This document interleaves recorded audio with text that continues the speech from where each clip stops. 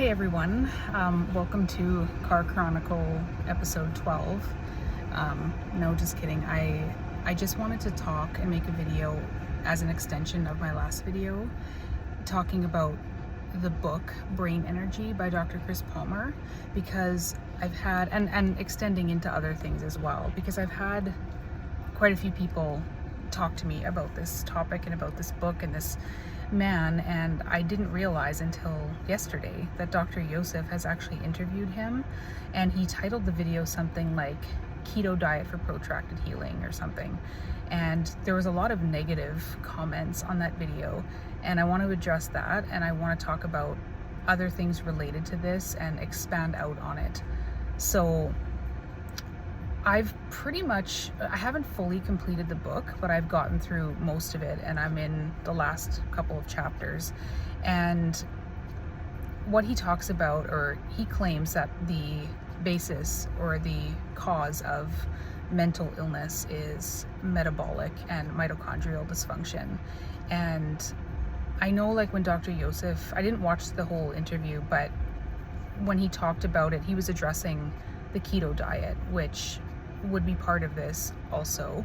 But when I took that tinnitus course that I talked about, and he talks about the cause of tinnitus being mitochondrial dysfunction, he actually doesn't focus on diet. He focuses much more on lifestyle factors that affect mitochondrial function.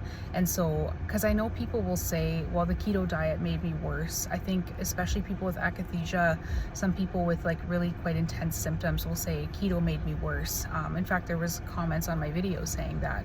And so I don't want to talk about the keto diet specifically in this video.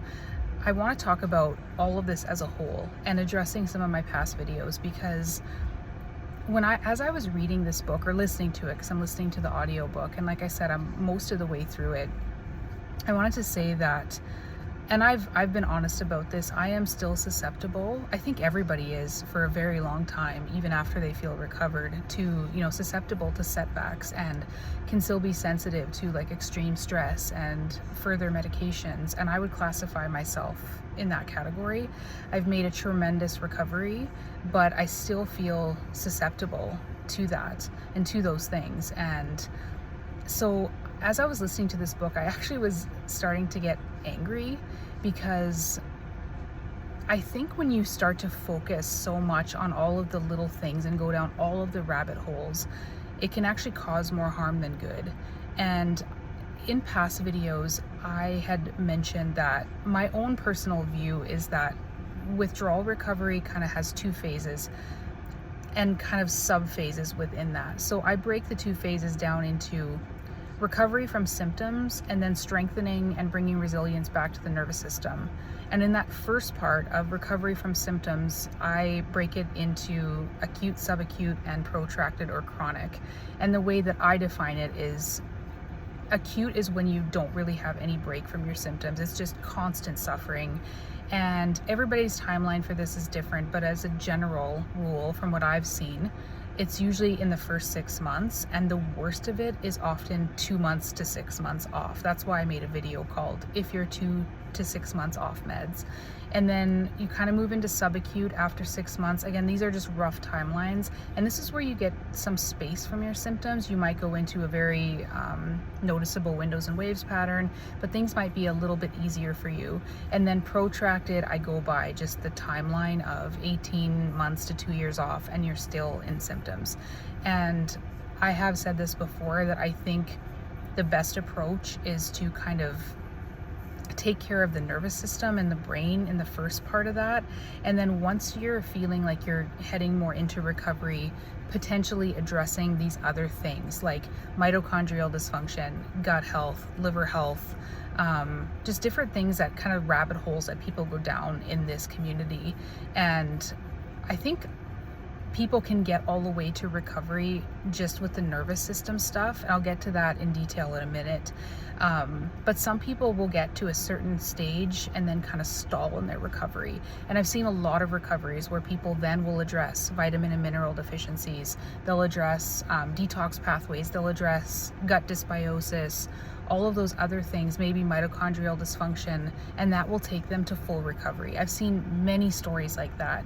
And so I want to talk about the first part, which is the nervous system. So I've mentioned this in many other videos, the concept of, again, it has tons of different names: HPA axis dysfunction, central sensitization syndrome, limbic impairment, chronic fight or flight, maladaptive stress response, whatever you want to call it. Essentially, it's a brain and nervous system stuck in the stress response, stuck in fight or flight. And that's what I would say everybody that's going through this is. I think most people would agree with that. Whatever causes that, I don't know 100%. I don't know the mechanisms by which that happens from these drugs, why it happens in some people and others, I don't know. But people are stuck in this chronic stress response.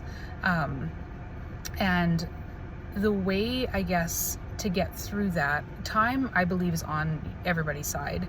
And some people who have recovered will say just time was the ultimate healer. And I certainly think that can be the case. And then there's other people, I think it depends on your personality style, just kind of what works for you in general. Some people will address this in formal or informal ways, this kind of bringing down the stress response. And there's tons of different programs for this. So there's like the DARE program, which I believe the DARE is an acronym for diffuse, accept, run toward, and engage, I believe is what I read the book years ago. And then there's Claire Weekes, which is accept and float. There's somatic tracking. There is, I always loved Lucinda Bassett's approach, which is basically compassionate self-talk. And there's the more formal programs. I guess some of those would already be considered formal, but dynamic neural retraining system, so DNRS, Gupta, all of those things. And essentially what they all do is they're basically teaching you to not resist your symptoms, to kind of move towards them or live alongside them or be indifferent to them until they come down and go away on their own. And this is like psychological, physiological, and I've seen people have success in all of these programs. And back before I ever took psychiatric drugs, when I had a significant anxiety problem in my early 20s, I used Lucinda Bassett's program to get me to full recovery, and I ended up on psychiatric drugs years later for situational depression, but that's besides the point. But I think that if I would have, back then, it was in 2004, not a lot of access to like Google, and we didn't have smartphones like we do now, so I didn't go down all of the rabbit holes of, is my gut compromised, is my liver sluggish, I approached the symptoms with this type of approach like these programs do, and it brought me to recovery. And I'm not saying, again, that withdrawal is the same thing, but I believe like reducing things down to just, humans are just a series of chemical reactions and that's all we are, I think is missing a big part of the picture. Obviously we still have minds and we still have, we still think and we can still make choices, and our brain is compromised, I get that, but we still are able to make choices on what we do every day. And you know what I'm saying? Like there's still a mind component. We are humans after all. And so addressing some of these problems or this nervous system dysfunction, again, in whatever way people find helpful, everybody's different. I've seen people have quite a bit of success with those. And so that can be an option for you if you are in the subacute and protracted and not in acute. Because I've said before, like when you're in the throes of acute, I don't really think it matters what you do. I think you're just in survival mode. And once you get a little bit of space from your symptoms, where things aren't so intense, or you get clear windows, I think that is when you can start exploring these brain programs. And then even further along, you can start looking into things like gut dysbiosis and liver problems, detox pathway problems, and all of those other things. And so I kind of just wanted to talk about that. And I've said before in videos that there's so many of these other syndromes that are quite similar to protracted withdrawal. I listed some of them in one of my last videos: chronic Lyme disease, long COVID, mast cell activation syndrome, chronic fatigue syndrome, histamine intolerance. What am I forgetting here? Did I say chronic Lyme disease? You know, like all of these, post-finasteride syndrome, and even topical steroid withdrawal. There's so much overlap with these conditions, and I went down, like I've chose to become members of Facebook groups addressing these issues, and the Reddits and subreddits, and I've watched many stories of people who have recovered from all of these conditions, and pretty much straight across the board they talk about how there's all these things you could address in the body, but ultimately if you don't address the nervous system, you won't get to full recovery. And I know people in this community will say, well, I can't address the nervous system, you know, I have this brain injury and I have this and I have this, and I understand that, like I totally understand that. But there are things, and there are people who have still had success in this community doing those brain retrainings, doing those different programs, because you ultimately are trying to bring the stress response down. And how this ties into the brain energy book is, I was kind of getting annoyed as I was listening to it, because again, it can get so overwhelming thinking about what is going on inside my body. So people spend thousands of dollars on all of these tests, and you know, a few things will come up and they might try to address them, and then their symptoms get worse, and they're like, well, what is going on? And they're like, or I addressed it and I healed it and I'm still having all of these withdrawal symptoms, like what is going on? And again, you can get sucked down all of these rabbit holes. And as I was listening to this book, it kind of gets into they tunnel down into like the mitochondria and everything going on in the cell, and this can just be so overwhelming to someone with a compromised nervous system. So I still think that ultimately the first thing you have to do is try to calm down the stress response in whatever way that looks like. Again, it could be formal or informal. It could be lulling and stretching. I think it's Coach Powers that uses that terminology. You're taking care of your nervous system, like babying it in a way, but also stretching it, because sometimes you have to put the cart before the horse. You have to start, you know, doing things, normal things, to teach your body and brain safety again. Again, I'm not saying in acute, but once you get some room from your symptoms, or some space from your symptoms. And two, I think one of the reasons that all of these small things backfire on people, like doing something like the keto diet, or taking supplements, or trying to resolve their liver dysfunction or their gut dysbiosis, is because when you're in such a heightened chronic stress response, you're still kind of like telling your subconscious and telling your brain that something's wrong, we need to fix it. And you get into this, people get really obsessive and they get more afraid, because I don't know how many times that people have said to me, well, I was in this group discussion and they were noticing that I was wearing makeup, and all of a sudden they're like, you should not be wearing makeup, it's toxic. And then the person just spirals, because they're like, do I need to be focusing on that now? And then someone else will say, you know, you shouldn't be eating anything that's marinated in alcohol, because you're gonna, and I'm not saying that you should or shouldn't do these things, I'm just using these as examples. Or someone will say, well, you have SIBO, you have small intestinal bacterial overgrowth, there's a gut-brain connection, you need to address the SIBO or you'll never heal. And when you're in a chronically heightened stress response, it just makes it worse. And so then people will be like, but I have to address these things. So they'll start doing it, or their iron deficiency or whatever it might be, and suddenly they're getting worse. And I think part of it, they're too sensitized still to be taking supplements potentially. And again, you're sending that message to your limbic brain, like something is wrong, we need to fix it.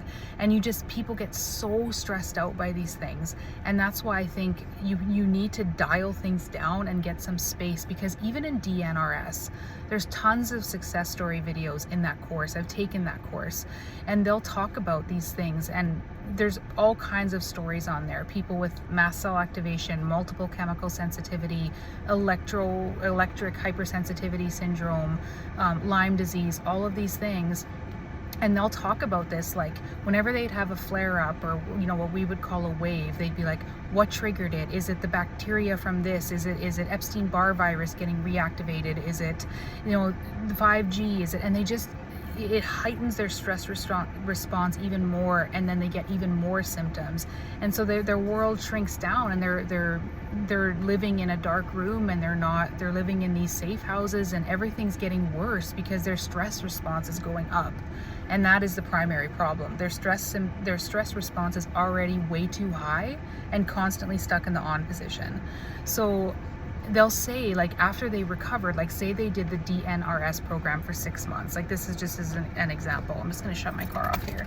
And then they'll say, like, after they brought the symptoms way down and felt like they were recovering, then they started addressing or making decisions from a position of power rather than a position of fear.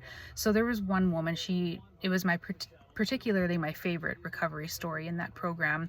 She was severely sensitive to so many things, like, and she was living a pretty much non-functional life because she was reacting to absolutely everything, like all of the electricity, the Wi-Fi, everything. So they moved out into this, like, into the sticks, and lived in this environmentally safe house and all of these things, and she wasn't getting any better. And she was always making decisions based on fear. You know, I'm looking for the towers. I'm always scanning my environment. Where is the 5G towers? Where is the strongest Wi-Fi signal? I need to get out of, and it's just this constant fear response.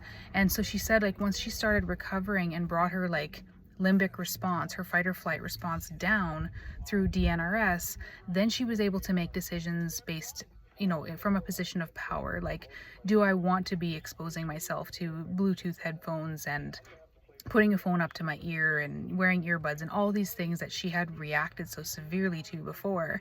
And she's like, that's where you want to get to make decisions. So, like, it's the same thing as what I'm saying. You get your system to a point where it started to calm down and you get some space from your symptoms, then you might start to want to address those other things that you might know is causing problems. You might know you're deficient in the case of vitamins and minerals. You know, if you have gut problems or whatever, you might then want to start addressing those, and that would be more from a position of strength. And that's a very different way of making a decision than when you're in a chronic fear response, like, is this going to make me better? Is this going to make me worse? If I don't address this, am I going to get worse? And you're constantly scanning for threats, and that's the problem. And I even noticed that I'm vulnerable to this myself, like when I start even reading books about autoimmunity, because I have pre-existing autoimmune conditions, and all of the things that they say you should do to heal or reverse your autoimmunity, it gets so overwhelming. And I'm just like, I'm putting myself back in like a chronic stress response. And I'm like, I don't want to be making decisions based on fear, because again, like, the heightened chronic stress response was my biggest problem for years, like in withdrawal. And I don't want to like go back to that and re-trigger withdrawal symptoms. And it's very different from when you're like making a decision from a position of power. And yeah, I hope this is making sense. Let me know in the comments. And I've had a lot of feedback from people over the years saying the same thing, like, and even in there's a couple guys that I follow on YouTube. One guy is the Histamine Deception, and another one is Mindful Gardener, and both of them had really severe histamine intolerance and multiple chemical sensitivities, and resulting like 70-80 symptoms, and they were down to 2 foods, and they were, you know, skeletons, and they were reacting to everything, like physical manifestations, like horrible symptoms. And they were in all of the groups, and they were trying to fix everything, their SIBO and their liver dysfunction and their gut dysbiosis and their chronic inflammation and all of these things. And it was backfiring and making them worse, because again, it was this unconscious or conscious pairing of you know, or labeling things as dangerous and safe. And the more they suffered and kind of went down these rabbit holes, the more things were labeled dangerous. And so their worlds were so small, and their symptoms weren't getting any better. And both of them are fully recovered now. And the key, they used mind-body approaches. So they did more like John Sarno's type of work-ish. where and again, they're all so related, like the Claire Weeks, the Dare, visualization. It's all about like lowering that stress response, that stress burden, and then exposing yourself to the things that have been threatening for years. So this could be electricity exposure, it could be foods that you've been reacting to for years, or chemicals or smells or whatever.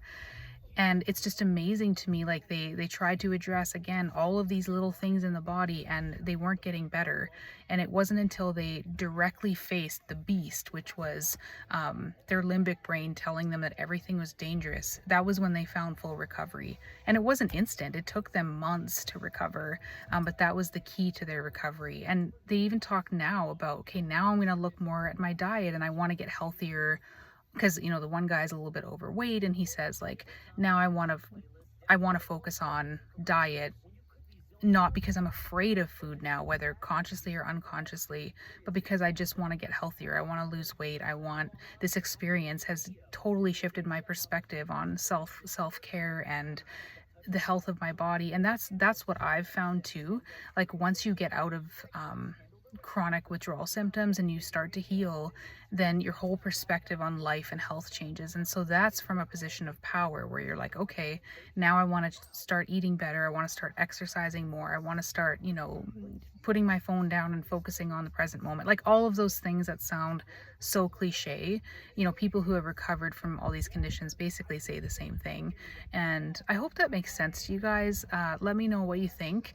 And again, this is kind of my theory as to why when people really focus in on what do I eat, and they get so worked up about like, am I eating the wrong foods? Am I eating the wrong diet? Should I be on carnivore, keto, lion diet? Should I be eating low histamine? Like, and ultimately, if those choices are heightening your stress response because you're so afraid of the consequences of either one, it's backfiring on you and heightening your stress response, which is the main problem that you have already. And again, these histamine intolerance guys, like the one guy was down to 2 foods and he was severely underweight, but even if he would take a bite of a tomato, he'd break out in full body oozing boils. So it was very much, you know, a physical, real response, but it was a result of these conscious and unconscious associations with this food is dangerous and this food is, it's a crazy story. Check those guys out on YouTube. Histamine Deception, especially, he's only got like 3 videos, but his story is just, it's crazy. And once he started, it's a fine line. It's like an art, because it sounds almost contradictory, because you're standing up to the beast, so to speak, but you're also not resisting, if that makes any sense. And people kind of get confused by that, because they'll say, well, you're telling me I shouldn't resist my symptoms, and you're telling me I should just accept them, but then you're also telling me that I should stand up to them and like push up against them. So which is it? And this is a bit of an art, because if you've ever suffered, even prior to drugs, from anxiety disorder or anything, and you've done a holistic approach to them, as I did, it's a very fine line. You have to like get to a position of power where you're like, okay, let the symptom, bring it on. Like, I'm strong enough to handle them. Bring it on, bring it on. So you're almost inviting them in. And when they come in, then not being scared and resisting and pushing it away.